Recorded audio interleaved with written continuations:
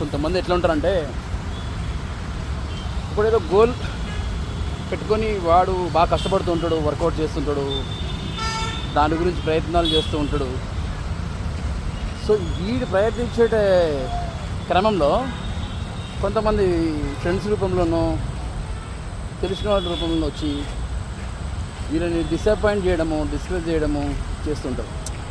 అది మన వల్ల కాదులేరా, మనకు ఎక్కడి నుంచి అవుతుంది, అవన్నీ కాన్పన్లు ఇది చేస్తారా, వేస్ట్, అవన్నీ ఫేక్ మాటలు మాట్లాడతారు. యాక్చువల్లీ వాళ్ళ వల్ల కాదు, అవన్నీ వాళ్ళ వల్ల కాకనే చేసేటం చెడగొడతా ఉంటారు అన్నమాట.